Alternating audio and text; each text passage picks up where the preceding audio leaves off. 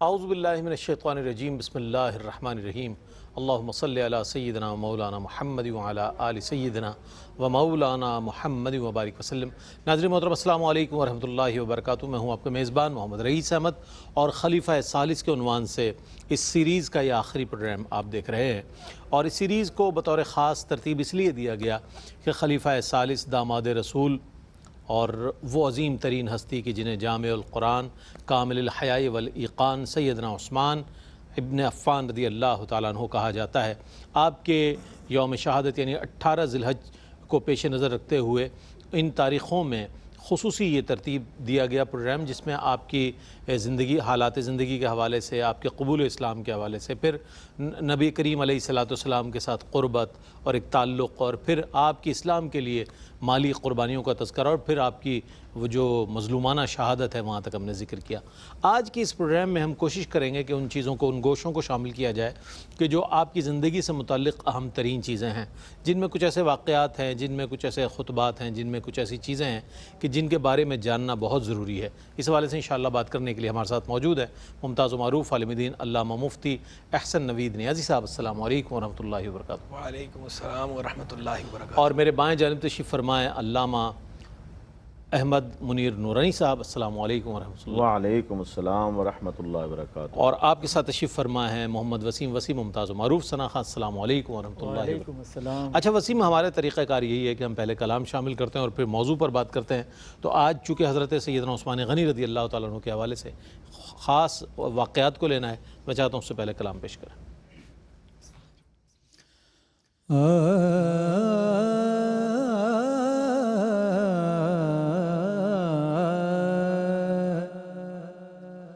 منگتے خالی ہاتھ نہ لوٹے، منگتے خالی ہاتھ نہ لوٹے، کتنی ملی خیرات نہ پوچھو، منگتے خالی ہاتھ نہ لوٹے، کتنی ملی خیرات نہ پوچھو، ان کا کرم پھر ان کا کرم ہے، ان کا کرم پھر ان کا کرم ہے، ان کے کرم کی بات نہ پوچھو، ظاہر میں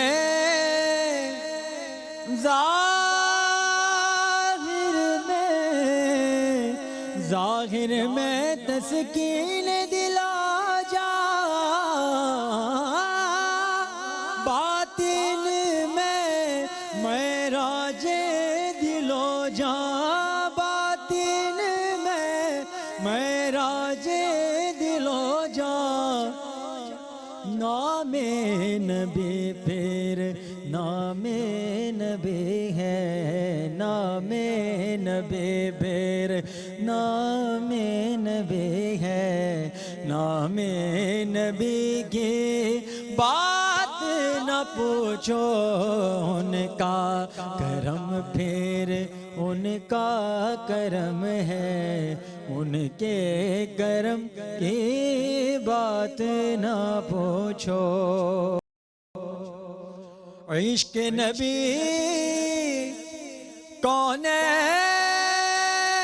کی دولت، عشق نبی بخشش کی ضمانت، عشق نبی بخشش کی ضمانت، اس سے بڑھ کر دستے طلب میں، اس سے بڑھ کر دستے طلب میں ہے کوئی سوغات نہ پوچھو،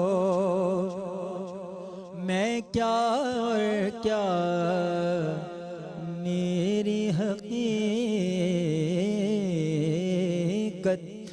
میں کیا اور کیا میری حقیقت، سب کچھ ہے سرکار کی نسبت، سب سب کچھ گئے سرکار کی نسبت، میں تو برا ہوں لیکن میں تو برا ہوں لیکن میرے لاج ہے کس کے ہاتھ نہ پوچھو، ان کا کرم پھر ان کا کرم ہے، ان کے کرم کی بات نہ پوچھو۔ اور مقطع سماعت کیجیے۔ خالد میں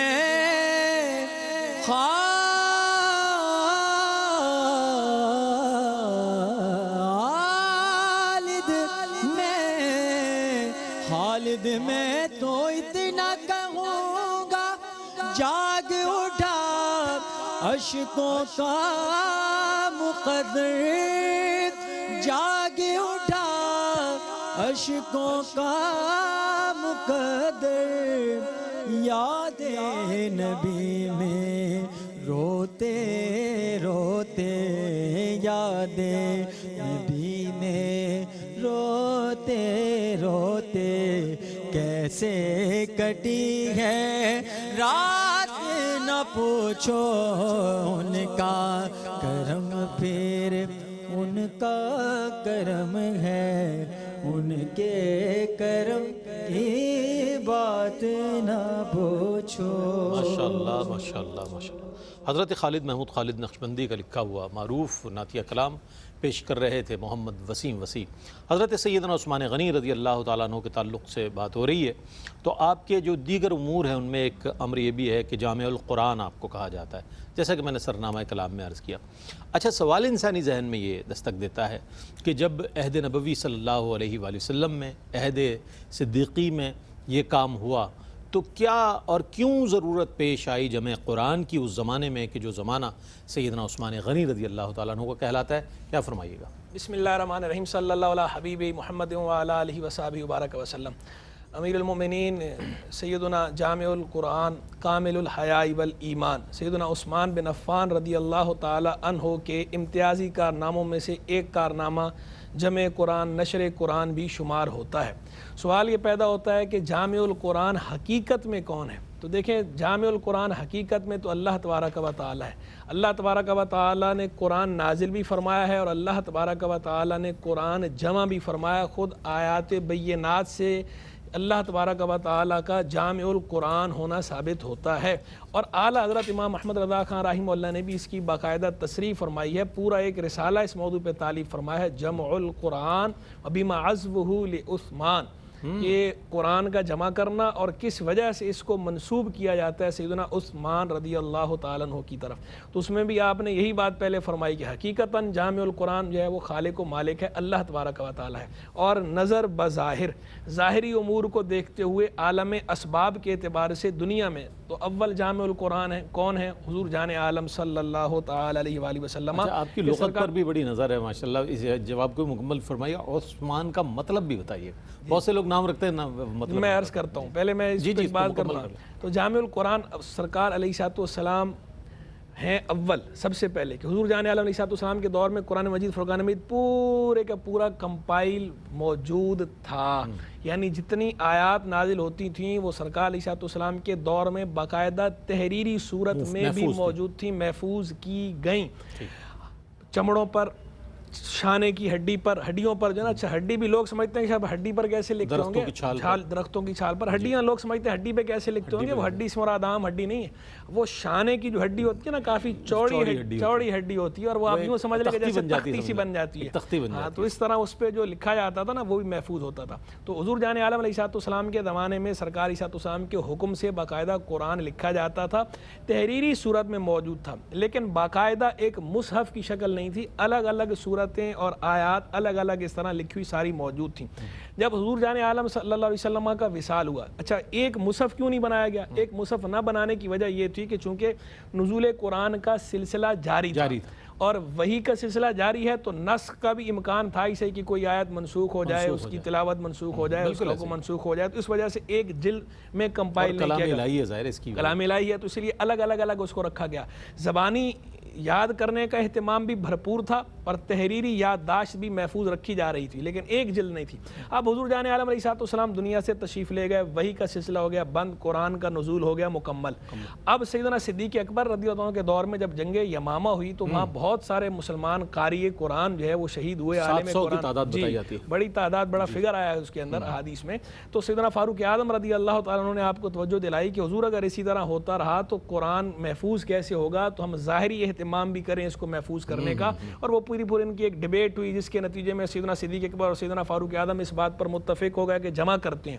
پھر انہوں نے سیدنا زید بن ثابت کی ڈیوٹی لگائی، وہ نوجوان تھے اور سرکار کے دور میں یہ کام کر بھی چکے تھے، اس لیے ان کو مقرر کیا کہ آپ جمع کریں۔ انہوں نے جمع کیا، جہاں جہاں آیات جس کسی سے لیں تو ہر ایک سے باقاعدہ آیت اسی سے لی کہ جو زبانی بھی جسے یاد ہو، اس کے پاس تحریری یادداشت بھی موجود ہو اور اس پر 2 گواہ بھی لیے۔ یعنی اتنا اہتمام کیا گیا، فل جو ہے پروف اس وقت بھی اس دور کے اندر کہ یہ وہ معاشرہ ہے کہ جس معاشرے میں تعلیم و تعلم کا رواج آج کل کی طرح تحقیقی نہیں تھا، لیکن انہوں نے بھرپور تحقیق کا مظاہرہ کیا۔ اب سیدنا صدیق اکبر کے دور میں جو مصاحف تھے وہ تھے الگ الگ صحیفے تھے، وہ بھی ایک مصحف نہیں تھا، الگ الگ صحیفوں میں رکھا۔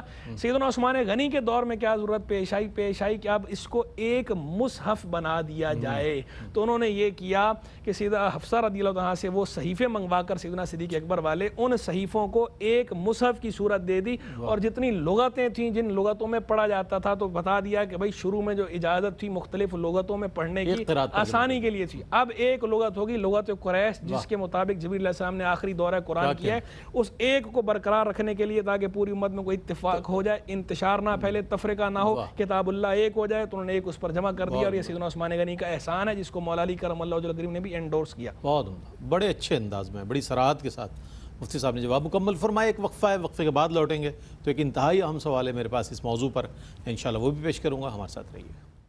جی جناب، آپ کا خیر مقدم ہے۔ خلیفہ ثالث پر بات ہو رہی ہے، حضرت سیدنا عثمان غنی رضی اللہ تعالیٰ عنہ۔ آپ پے کرے جود و سخا ہیں، اور ایسی جود و سخا، اللہ اکبر، اور اسلام کے لیے جیش اسرا کا آپ اگر حوالہ پڑھیں اور واقعہ پڑھیں تو معلوم ہوگا آپ کو کہ کس قدر کشادہ دلی کے ساتھ آپ نے جو ہے اس وقت مسلمانوں کی مدد کی، نبی کریم علیہ السلام کے حکم پر آپ نے کس قدر مال پیش کیا، اور دیگر مواقع پر بھی، اور بیر عثمان ہے، اور مدینہ میں تو جگہ جگہ میں دیکھتے ہیں کہ سیدنا عثمان غنی رضی اللہ تعالیٰ عنہ کا مال نظر آتا ہے لگا ہوا، کہیں کنووں کی صورت میں، کہیں باغات کی صورت میں، کہیں کھجور کے باغات ہیں، کہیں کچھ ہے، کہیں زمین ہے۔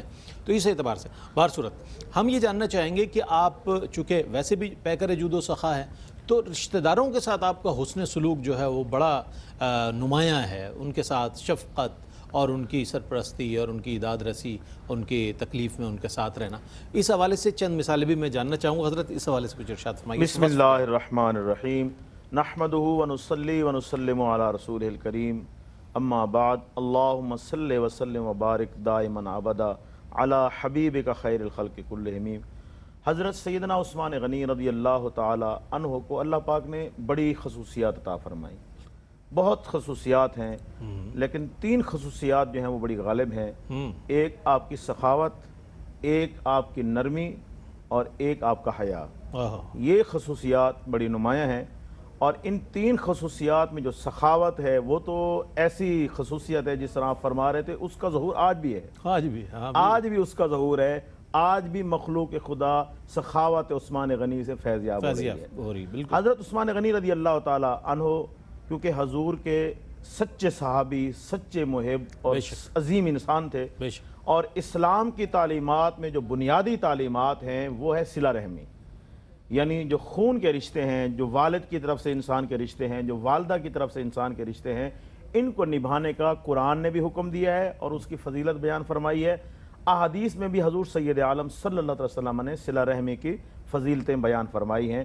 تو صلہ رحمی کی جو بہترین فضیلت اس وقت میں مختصراً عرض کروں وہ یہ ہے کہ دیکھیں، ایک آدمی اللہ کے راستے میں خرچ کرتا ہے، کسی کو دے دیتا ہے، اس کو ثواب ملتا ہے۔ ایک آدمی جو ہے اپنے قریبی رشتہ دار جو مستحق ہے اس کو دیتا ہے تو اس کو ڈبل ثواب ملتا ہے، ایک اللہ کے راستے میں خرچ کرنے کا، ایک صلہ رحمی کا۔ تو حضرت عثمان غنی رضی اللہ تعالی عنہ، آپ کی عادت مبارکہ تھی کہ آپ جہاں دوسری مخلوق خدا کا خیال رکھتے تھے وہاں خاص طور پہ رشتہ داروں کا بھی بہت زیادہ خیال رکھتے تھے۔ رشتہ داروں میں سخاوت آپ کا ایک بہترین وصف تھا، اور حضرت عثمان غنی رضی اللہ تعالی عنہ رشتہ داروں کا اتنا خیال رکھتے تھے کہ آپ کے حصے میں جو مال غنیمت آتا تھا وہ آپ خود رکھنے کے بجائے رشتہ داروں میں تقسیم فرما دیتے، اللہ، رشتہ داروں میں۔ اور اسی طرح حضرت عثمان غنی رضی اللہ تعالی عنہ اپنے دور خلافت میں شرعی طور پر، قانونی طور پر جو ان کا وظیفہ بنتا تھا وہ لے کر خود رکھنے کی بجائے رشتہ داروں میں تقسیم فرما دیتے واہ، تھے۔ رشتہ داروں کا اس قدر آپ خیال فرماتے تھے، یہاں تک کہ علماء نے لکھا حضرت سیدنا عثمان غنی رضی اللہ تعالی عنہ رشتہ داروں کا اتنا خیال فرماتے تھے کہ آپ نے اپنی جائیداد میں جس طرح اپنی اولاد کو نوازا، اسی طرح رشتہ داروں کو بھی حصہ عطا فرمائے تاکہ وہ بھی غریب نہ رہیں، وہ بھی جو ہے تنگ دست نہ رہیں، ان کو بھی فائدہ پہنچتا رہے۔ تو صلہ رحمی کی جو تعلیمات حضور نے عطا فرمائی تھیں، حضرت عثمان غنی رضی اللہ تعالی عنہ نے بطریق اتم ان پر عمل کیا۔ چاہے رشتہ دار وہ تھے جو حضرت عثمان غنی رضی اللہ تعالی عنہ کے ساتھ مسلمان ہوئے، یا رشتہ دار وہ تھے جو شروع میں حضرت عثمان غنی رضی اللہ تعالیٰ عنہ جب مسلمان ہوئے، کچھ آپ کے رشتہ دار ایسے بھی تھے جو اس دور میں ظلم کرتے تھے، بالکل ظلم کرتے تھے، اور ان کے ظلم کی وجہ سے آپ کو حبشہ کی طرف اولاً ہجرت کرنا پڑی اور ثانیاً مدینہ پاک کی طرف ہجرت کرنا پڑی۔ لیکن پھر بھی آپ جو ہے وہ رشتہ دار جب مسلمان ہو گئے تو آپ نے ان کی سابقہ باتوں کو بھلا کر بہترین انداز میں ان کی مدد فرمائی، آپ نے بہترین انداز میں ان کی جو ہے سرپرستی فرمائی، کیونکہ حضور سید عالم صلی اللہ تعالی وسلم نے ارشاد فرمایا سل من قطعک واعف عمن ظلمک واحسن الی من اساء الیک۔ حضور نے ارشاد فرمایا کہ جو تجھ سے تعلق توڑے تو اس سے تعلق جوڑ، اور فرمایا سل من قطعک، اور فرمایا واعف عمن ظلمک، جو تجھے ظلم کرے اس کو معاف کر دے، واحسن الی من اساء الیک، اور جو تیری طرف برائی کرے تو اس کی طرف اچھائی بھیج، تو اس کی طرف اچھائی بھیج۔ یہ اسلام کی تعلیمات تھیں، اور یہی تعلیمات حضرت سیدنا عثمان غنی رضی اللہ تعالیٰ عنہ نے عطا فرمائی۔ سبحان اللہ، سبحان، کیا کہنا، بڑے اچھے انداز میں صلہ رحمی کے حوالے سے اور رشتہ داروں کے ساتھ جو حسن سلوک کی تعلیم اسلام نے دی ہے، جس کے احکامات دی ہیں، اس کو صحیح طور پر اگر دیکھنا ہے آپ کو تو حضرت عثمان غنی رضی اللہ تعالیٰ عنہ کا عہد خلافت دیکھیں کس انداز میں انہوں نے اپنے رشتہ داروں کے ساتھ حسن سلوک فرمایا۔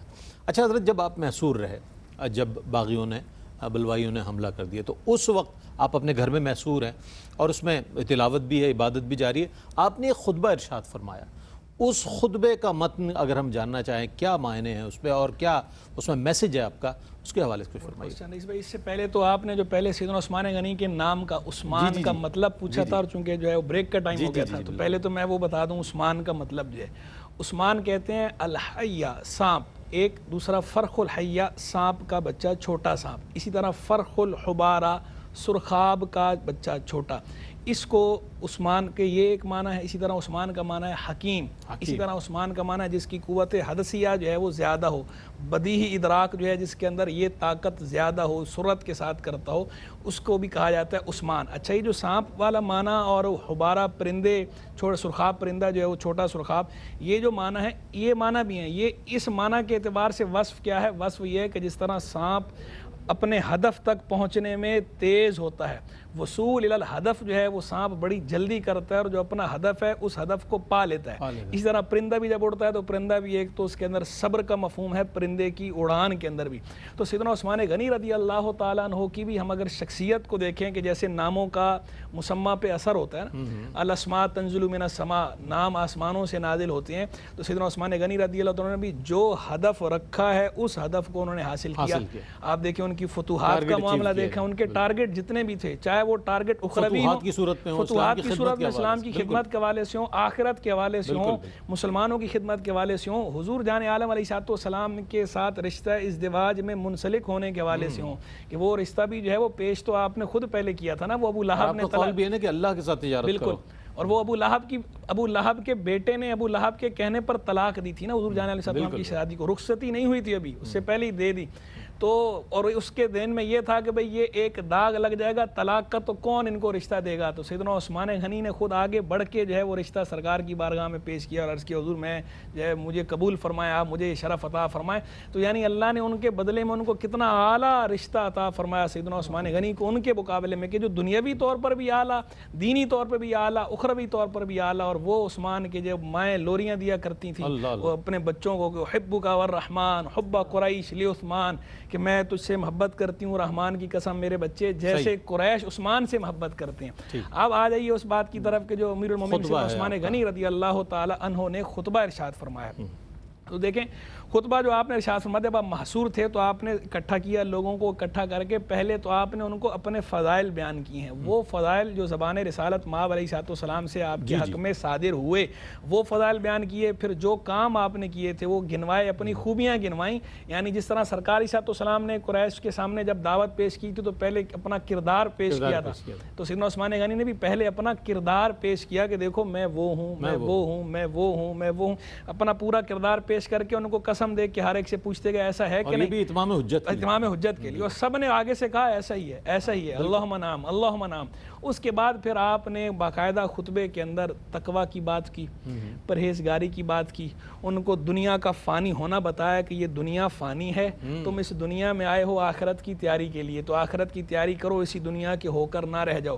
اندازہ کیجئے محصور ہیں اور جان جوکھم میں ہے، ہتھیلی پر جان رکھے ہوئے، اس وقت بھی ان کو نصیحت کیا کر رہے ہیں؟ فضائل تو اپنے بیان کیے، ان سے منوایا اپنا کردار، لیکن آگے ان کو نصائح کیا کر رہے ہیں؟ نصیحتیں ان کو اپنے بارے میں نہیں کر رہے، نصیحتیں ان کو وہی کر رہے ہیں جو قرآن کی تعلیم ہے، جو سیدنا رسول اللہ علیہ السلام کی تعلیم ہے، خلیفۃ الرسول ہے نا، خلیفۃ الرسول ہونے کا حق ادا کر رہے ہیں، وہی باتیں ان کو کہہ رہے ہیں جو سیدنا رسول اللہ علیہ السلام اپنے خطبات میں فرمایا کرتے تھے، دنیا کا فانی ہونا، آخرت کے لیے تیاری کی کوشش کرنا، اور تقوی، پرہیزگاری، اور پھر وہ قرآن کی آیتیں پڑھ رہے ہیں، بتا رہے ہیں وَاعْتَصِمُوا بِحَبْلِ اللَّهِ جَمِيعًا وَلَا تَفَرَّقُوا، اللہ کی رسی کو مضبوطی سے تھام لو، تفرقے میں نہ پڑو، انتشار میں نہ پڑو، یہ ساری باتیں ان کو سمجھا رہے ہیں، سمجھاتے سمجھاتے پھر آخر میں آ کر یہ ساری قرآن و سنت کی تعلیمات بیان کر کے، سارا خطبہ جو قرآن و سنت کی تعلیمات کا نچوڑ تھا وہ بیان کر کے آخر میں بتا دیا، کہہ دیا کہ میرا خون تمہارے لیے حلال نہیں ہے، اور اس کے بعد کہا کہ اب سارے واپس چلے جاؤ اور کوئی میری طرف سے قتال نہ کرے،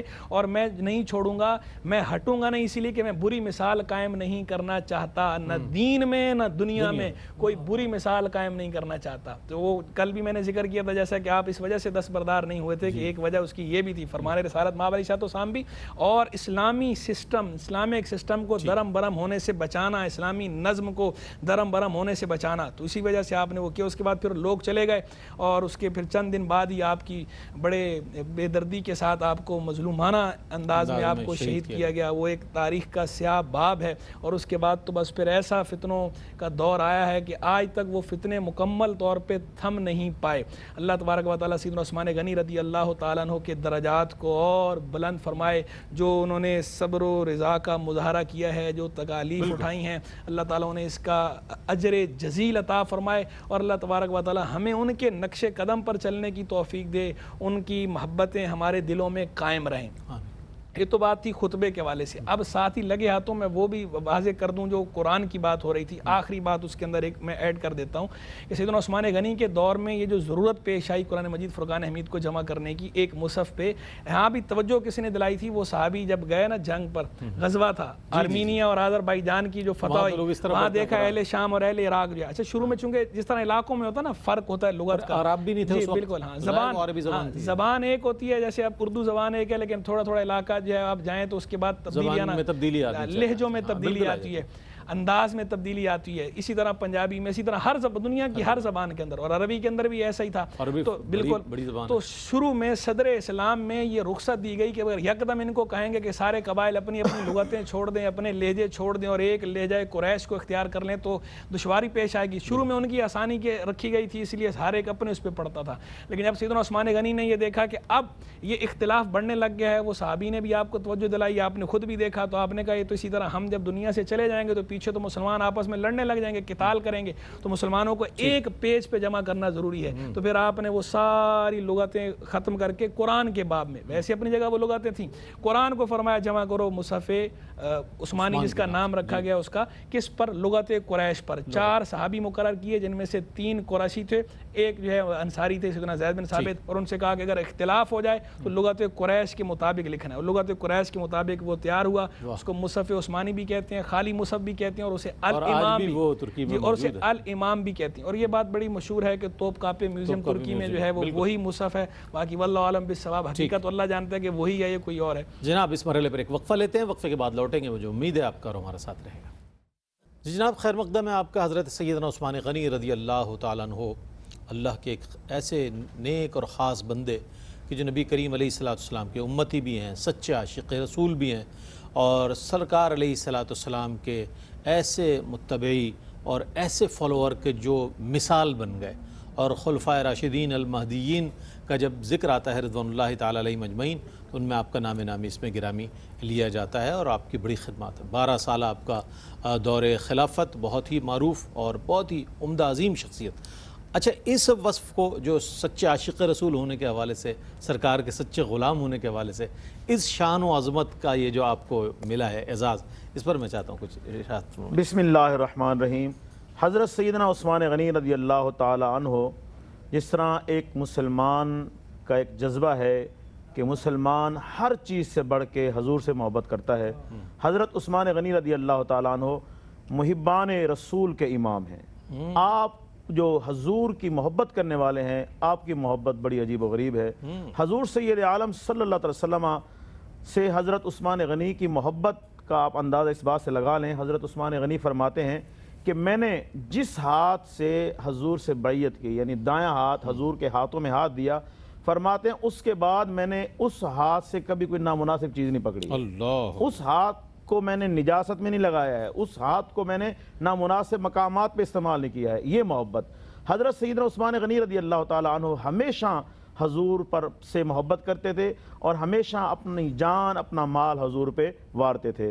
ایک دفعہ کا ذکر ہے کہ ایک صحابی حضور سید عالم صلی اللہ علیہ وسلم کی خدمت میں حاضر ہوئے دوسرے شخص کی شکایت لے کر. وہ بظاہر اس وقت مسلمان کہلاتے تھے، ان کا نفاق ابھی ظاہر نہیں ہوا تھا.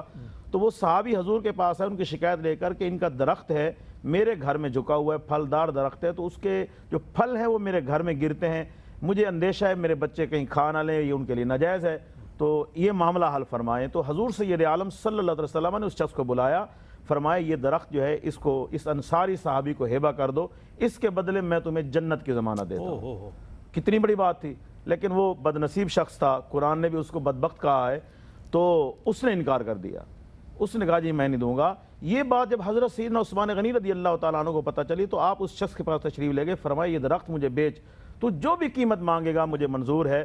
حضرت عثمان غنی رضی اللہ تعالیٰ عنہ نے جب دیکھا کہ حضور نے یہ حکم فرمایا ہے، انہوں نے پورا باغ دے کر وہ ایک درخت خریدا. اللہ، پورا باغ دے کر آپ نے وہ ایک درخت خریدا اور پھر وہ درخت اس انصاری صحابی کو ہیبہ کر دیا. یہ ہے محبت. اسی طرح حضرت عثمان غنی رضی اللہ تعالیٰ عنہ کی محبت کے حوالے سے ایک اور بات بھی میرے ذہن میں آئی کہ حضور سے جہاں اب جنت البقیع شریف کا قبرستان ہے، یہ جگہ یقیناً علماء نے لکھی ہے، مورخین نے بھی لکھی ہے. حضور سید عالم صلی اللہ علیہ وسلم کا وہاں سے گزر ہوا اس جگہ سے. یہ جگہ کہ یہودی کے پاس تھی. حضور نے حضرت عثمان غنی کو فرمایا کہ وہ جگہ ذرا دیکھ کے آؤ، بڑی اچھی جگہ ہے. حضرت عثمان غنی گئے اور واپس آئے، عرض کی یا رسول اللہ بڑی اچھی جگہ تھی، میں دیکھ بھی آیا ہوں، خرید بھی آیا ہوں، دیکھ بھی آیا ہوں، خرید بھی آیا ہوں. فرمایا میں نے تو تمہیں دیکھنے کے لیے کہا تھا یا رسول اللہ، آپ نے کہا تھا بڑی اچھی جگہ ہے، تو اچھی جگہ یہودی کے پاس کیوں رہے؟ میں خرید آیا ہوں اور یا رسول اللہ میں وہ اللہ کے لیے وقف کرتا ہوں. تو وہ جگہ آپ نے وقفی، آج دیکھیں وہاں بڑے بڑے عظیم لوگوں کے مزارات ہیں. سیدۃ النساء سیدہ فاطمہ الزہرا رضی اللہ تعالی عنہا جیسی ہستی، سیدہ طیبہ طاہرہ عابدہ حضرت سیدہ عائشہ الصدیقہ جیسی ہستی، امہات المومنین، بڑے بڑے صحابہ، بڑے بڑے ائمہ کرام، اور خود حضرت سیدنا عثمان غنی وہاں آرام فرما ہے. یہ دیکھیں کس قدر حضرت عثمان کی حضور سے محبت ہے. اسی طرح علماء نے لکھا کہ ایک دفعہ حضرت عثمان غنی رضی اللہ تعالیٰ عنہ نے، اچھا اس کا محل وقوع جو تھوڑا سا قطع کلامی چونکہ پروگرام میں ایک وقت ہے، تو جو جنت البقیع کا حصہ خریدا آپ نے، خریدا تو اس وقت بھی اتنے، اب تو بہت وسعت اس میں اب تو بہت وسیع ہو گیا، اس وقت اتنا یعنی نہیں تھا، یہ تو بعد میں اس کی وسعت ہوئی. علماء نے لکھا کہ ایک دفعہ حضرت عثمان غنی نے حضور کی دعوت کی، یا رسول اللہ میرے گھر تشریف لائیں. اب حضور آگے آگے چل رہے ہیں، حضرت عثمان پیچھے پیچھے چل رہے ہیں اور حضور کے قدم گن رہے ہیں، قدم گن رہے ہیں. فرمایا عثمان کیا کر رہے ہو؟ یا رسول اللہ قدم گن رہا ہوں، کیونکہ آج میرا کیا نصیب ہے کہ آپ میرے گھر تشریف لا رہے ہیں، آپ کے آنے کی خوشی میں میں ایک ایک قدم کے بدلے ایک ایک غلام آزاد کروں گا. حضور سید عالم صلی اللہ علیہ وسلم سے حضرت عثمان غنی کی محبت بڑی عجیب و غریب ہے. اور صرف محبت نہیں، جس طرح آج کل ہم محبت کا دعویٰ کرتے ہیں، لیکن یہ صرف دعویٰ ہوتا ہے، وہ صرف دعویٰ نہیں تھا، اتباع رسول، اتباع رسول، حضور کی اتباع. دیکھیں نا، حضور کو جو چیز پسند آ جاتی تھی، حضرت عثمان غنی کو پتہ چلتا تو آپ جو بھی قیمت ہوتی وہ خریدتے اور پھر حضور کی خدمت میں پیش کر دیتے. اور اتباع رسول کا جذبہ یہ تھا کہ ایک دفعہ آپ نے پانی منگوایا، پانی منگوا کے آپ نے وضو کیا، اور علماء نے لکھا حضرت عثمان غنی کا وضو حضور کے وضو کے مشابہ ہوتا تھا. تو حضرت عثمان غنی نے ویسے وضو کیا جیسے حضور نے وضو کیا اور پھر مسکرائے. اب دیکھیں حضور کی اتباع کا جذبہ دیکھیں, حضور بھی مسکرائے. تو آپ نے پھر لوگوں سے پوچھا کہ مجھ سے پوچھتے کیوں نہیں کہ میں کیوں مسکرایا ہوں؟ تو لوگوں نے عرض کی حضور بتائیں, اے خلیفۃ المسلمین, اے امیر المومنین, بتائیں کہ آپ کیوں مسکرائے. تو حضرت عثمان غنی نے فرمایا کہ ایک دفعہ حضور علیہ السلام یہاں تشریف لائے, انہوں نے پانی منگوایا, حضور نے وضو کیا تھا اور حضور مسکرائے تھے, تو آج میں حضور کی اتباع میں مسکرا رہا ہوں. اور حضور نے صحابہ سے پوچھا تھا کہ اے صحابہ پوچھتے نہیں ہو میں کیوں مسکرایا ہوں؟ صحابہ نے عرض کی یا رسول اللہ بتائیں کیوں مسکرائے ہیں؟ حضور نے ارشاد فرمایا کہ جب مومن بندہ وضو کرتا ہے, جب چہرہ دھوتا ہے تو اس کے چہرے کے گناہ جھڑ جاتے ہیں, جب ہاتھ دھوتا ہے تو اس کے ہاتھوں کے گناہ جھڑ جاتے ہیں, اور جب پاؤں دھوتا ہے تو اس کے پاؤں کے گناہ جھڑ جاتے ہیں. میں اس لیے مسکرا رہا ہوں کہ اللہ کی اتنی بڑی رحمت ہے مسلمانوں پر, پہ وضو کرنے سے بھی گناہ جھڑتے ہیں. تو حضرت عثمان غنی رضی اللہ تعالی عنہ حضور سے محبت بھی کرتے ہیں, حضور سے عشق بھی کرتے ہیں, اور حضور کی اتباع بھی کرتے ہیں, اور حضور کی رضا اور خوشنودی کے لیے سب کچھ قربان بھی کر دیتے ہیں. کیا اتباع, صرف اتباع نہیں, کامل اتباع کرتے ہیں, عشق نہیں کرتے, کامل عشق کرتے ہیں. یہ وہ ہستیاں ہیں کہ جنہوں نے صرف یہ نہیں کہ اس حکم کی تعمیل کی, اس میں بھی یہ سمجھ لیجئے کہ کمال حاصل کیا. اتباع میں بھی کمال اتباع نظر آ رہی ہے آپ کی, جس طرح علامہ صاحب نے فرمایا. تو یہ رول ماڈل ہے بنیادی طور پر. پیغام دیجئے گا ون لائنر. پیغام سے پہلے جو ہے وہ سیدنا عثمان غنی رضی اللہ عنہ کی بات آئی اور جنت البقیع کی بات آئی. تو جنت البقیع میں جس جگہ سیدنا عثمان غنی مدفون ہے, یہ جگہ کہلاتی تھی حشو کوکب. حش کہتے تھے عربی میں, کہتے ہیں بستان صغیر کو, چھوٹے باغ کو, اور کوکب ایک انصاری کا نام تھا. یہ جگہ جنت البقیع کے مشرقی جانب تھی, متصل تھی, جنت البقیع کا حصہ نہیں تھی. سیدنا عثمان غنی رضی اللہ تعالیٰ عنہ نے یہ جگہ خرید کر جنت البقیع میں شامل فرمائی تھی. اور کتب تاریخ میں یہاں تک لکھا ہے کہ آپ جب یہاں سے گزرتے تھے تو اشارہ کرتے تھے, فرماتے تھے کہ یہاں ایک نیک بندہ دفن ہوگا. تو مورخین کہتے ہیں کہ وہ اشارہ آپ کا اپنی جانب ہوتا تھا. تو اور وہی ہوا کہ وہ جگہ جو آپ نے خرید کر جنت البقیع میں شامل کی اور اس کے بارے میں اشارہ کیا کہ یہاں نیک بندہ دفن ہوگا, تو وہیں آپ کی تدفین ہوئی ہے جنت البقیع کے اس حصے میں. وہ پہلے جنت البقیع کا حصہ نہیں تھا, آپ نے بنایا بعد میں, اور آپ نے خود بھی کہا نیک بندہ یہاں دفن ہوگا, اور وہی ہوا. سب کچھ ہونے کے باوجود آپ کی تدفین وہیں ہوئی ہے, حشو کوکب اس مقام پر. اب وہ جنت البقیع ہی کا حصہ ہے. باقی جہاں تک پیغام کی بات ہے تو سیدنا عثمان غنی جنہوں نے قرآن کی خدمت کی, تو انہوں نے قرآن کی خدمت کی ایک مصحف میں جمع کیا. کس لیے؟ تفرقہ نہ ہو, انتشار نہ ہو. تو ایک تو ہم انتشار سے بچیں, فساد سے بچیں, اور دوسرا یہ ہے کہ وہ قرآن جو ہمارے لیے جمع کیا گیا ہے کہ تاکہ ہم پڑھیں اسے, ہمارے لیے آسانی ہو, ایک جگہ ہم اسے پڑھ لیں اور ایک جگہ پڑھ کر ہم اسے سمجھیں, تفکر کریں, تدبر کریں, اور پھر اس پر عمل کریں. ٹھیک, آپ سے بھی ہم پیغام لینا چاہیں گے. جی بسم اللہ. حضرت عثمان غنی کی ہی بات چل رہی ہے, تو ان کی طرف سے میں یہ پیغام دوں گا کہ حضرت عثمان غنی نے ہمیشہ حضور سے محبت کی, حضور کی خوشنودی حاصل کی, اور دنیا آخرت میں کامیاب ہوئے. آج مسلمان بھی حضور کی اتباع میں زندگی گزاریں, حضور کی پیروی اور محبت میں زندگی گزاریں. اللہ پاک ہمیں دنیا آخرت میں کامیابی عطا فرمائے. آمین. میں بہت شکریہ ادا کروں گا مفتی صاحب, آپ تشریف لائے. علامہ صاحب آپ کی تشریف آوری کا بہت شکریہ. محمد وسیم وسیع آپ سے آخر میں منقبت سنیں گے درشان سیدنا عثمان غنی رضی اللہ تعالیٰ عنہ. عظیم ترین ہستی کی خدمت میں ہم نے خراج عقیدت و محبت پیش کیا. منظوم و منصور ہر دو حوالوں کے ساتھ علماء حضرات موجود رہے, ثنا خاں حضرات موجود رہے, اور اپنی اپنی عقیدتیں بحضور سیدنا عثمان غنی رضی اللہ تعالیٰ عنہ پیش کرنے کی سعادت حاصل کی. اور یہ بھی کہا جاتا ہے کہ جو اللہ والوں کا ذکر ہے وہ ہمارے گناہوں کی میں تخفیف کر دیتا ہے اور ہم پر اللہ کی رحمتوں کے نزول کا سبب بنتا ہے. تو اللہ سے دعا ہے کہ جو ذکر کیا گیا اللہ تعالیٰ سے قبول فرمائے, اور سیدنا عثمان غنی رضی اللہ تعالیٰ عنہ کی قبر انور پر اپنی کروڑوں رحمتوں کا نزول فرمائے, اور ان کی تمام دینی خدمات کو اپنی بارگاہ میں قبول فرما کر ان کے درجات کو بہت بلند فرمائے, اور ان کے صدقے اللہ تعالیٰ ہم پر اپنا فضل فرمائے. آخر میں ہمارے محمد وسیم وسیم منقبت پیش کریں گے. اس کے ساتھ ہی اپنے میزبان محمد رئیس احمد کو اجازت دیجیے. اللہ حافظ. ملی تقدیر سے مجھ کو صحابہ کی ثنا خوانی, ملی تقدیر سے ہم کو صحابہ کی ثنا خوانی, ملا ہے فیض عثمانی, ملا ہے فیض عثمانی, ملا ہے فیض عثمانی. کئی دن تک رہے محصور بے دانہ و بے پانی. شہادت حضرت عثمان، شہادت حضرت عثمان کی بے شک ہے لاسانی. شہادت حضرت عثمان. نبی کے نور دو لے کر وہ ذوالنورین کہلائے. نبی کے نور دو لے کر وہ ذوالنورین کہلائے. انہیں حاصل ہوئی یوں قربت محبوب رحمانی. ملا ہے فیض عثمانی، ملا ہے فیض عثمانی، ملا ہے فیض عثمانی.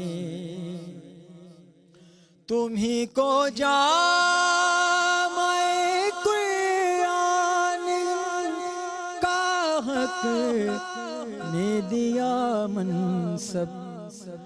تمہیں کو جامع قرآن کا حق نے دیا منصب.